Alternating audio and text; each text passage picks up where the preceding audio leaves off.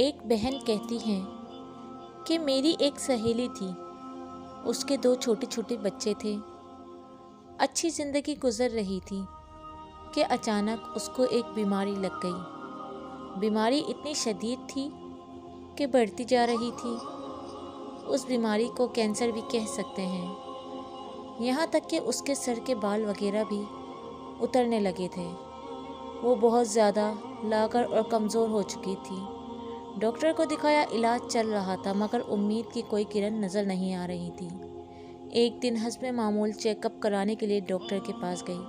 Test ہوئے تو reports وہی منفی آئیں، بلکہ اس بار ڈاکٹر نے اسے کوئی تسلی دینے کے بجائے انتہائی دل دہلانے والی بات کہی کہ آپ کے پاس صرف 6 مہینے باقی رہ گئے ہیں۔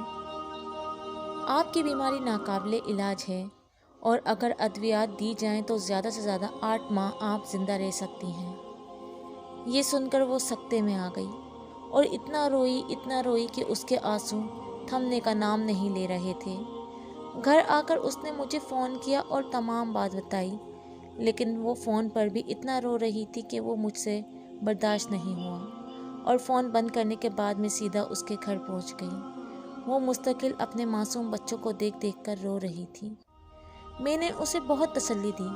پھر روتے ہوئے اس نے مجھ سے پوچھا کہ کبھی تم پر کوئی مشکل وقت آیا ہے تو تم نے کیا کیا؟ میں نے اس سے فوراً کہا کہ تم درود شریف پڑھو۔ اس نے میری بات سنی تو مگر وہ چاہتی تھی کہ فوراً اسے کوئی معجزہ ہو جائے اور میں بالکل ٹھیک ہو جاؤں۔ میں اس سے یہی کہتی رہی کہ تم درود شریف بھیجو نبی پاک صلی اللہ علیہ وآلہ وسلم پر، دیکھنا تم بالکل ٹھیک ہو جاؤ گی۔ اس نے میری بات پر عمل کرنا شروع کر دیا اور روز جتنا ہو سکتا درود شریف بھیجتی سرور کونین خاتم الانبیاء حضرت محمد صلی اللہ علیہ وآلہ وسلم پر۔ کچھ دنوں بعد اس کو اپنے اندر کچھ بہتری محسوس ہونے لگی۔ وہ سمجھی کہ دواؤں کی وجہ سے میری طبیعت ٹھیک ہو رہی ہے۔ 3 ماہ بعد وہ ڈاکٹر کو واپس چیک اپ کروانے کے لیے گئی۔ اس نے جانے سے پہلے پھر مجھے فون کیا اور وہ بہت زیادہ گھبرائی ہوئی تھی کہ پتہ نہیں اب کیا رپورٹس میں آئے گا۔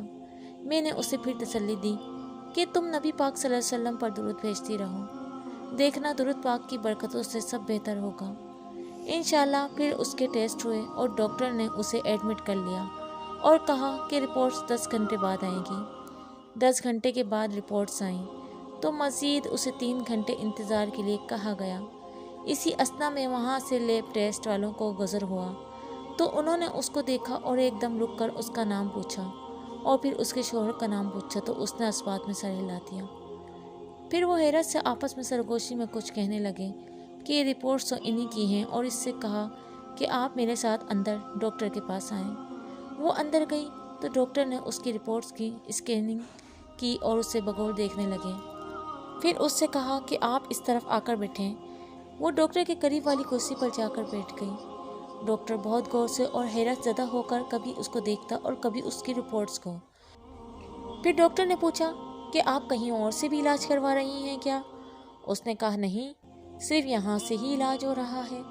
پھر ڈاکٹر نے کہا کہ اچھا کہیں سے انجیکشن لگوا رہی ہیں؟ تو اس نے کہا کہ نہیں، میں کہیں سے انجیکشن بھی نہیں لگوا رہی۔ اب وہ بہت گھبرا گئی اور اس نے ڈاکٹر سے کہا کہ ڈاکٹر صاحب کیا بات ہے، آپ مجھے کیوں کنفیوز کر رہے ہیں؟ تو ڈاکٹر نے کہا کہ میں آپ کی پرانی رپورٹس دیکھ رہا ہوں جس پر آپ کو 6 سے 8 ماہ کا ٹائم دیا ہوا ہے اور اس پر آپ کے دستخط بھی ہیں۔ اس نے کہا جی مجھے معلوم ہے۔ پھر ڈاکٹر نے کہا کہ اب میں آپ کی نئی رپورٹس دیکھ رہا ہوں جس میں ہر چیز پازیٹیو آ رہی ہے، یعنی کہ اس بیماری کا کوئی وجود ہی نہیں ہے آپ میں۔ وہ کہتی ہے کہ میں نے اس وقت کچھ نہیں دیکھا کہ میں ڈاکٹر کے پاس بیٹھی ہوں یا ہاسپٹل میں ہوں۔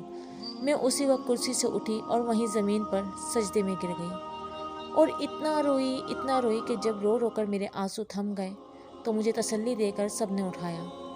پھر میں نے ڈاکٹر کو بتایا کہ ڈاکٹر صاحب مجھے میری دوست نے کہا تھا کہ تم درود شریف پڑھو، تو میں رات کو سونے سے پہلے 300 بار نبی پاک حضرت محمد صلی اللہ علیہ وآلہ وسلم پر درود بھیج کر سوتی تھی، اور یہ سب درود کی برکتوں سے مجھ میں اس جان لیوا بیماری سے شفا ملی ہے۔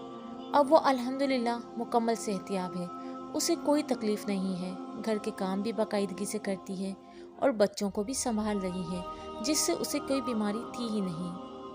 تو رابی وائس کے سامعین، اگر آپ کو یہ اسٹوری اچھی لگی ہے تو چینل کو سبسکرائب کر دیں اور ویڈیو کو لائک کر دیں۔ Thanks for watching.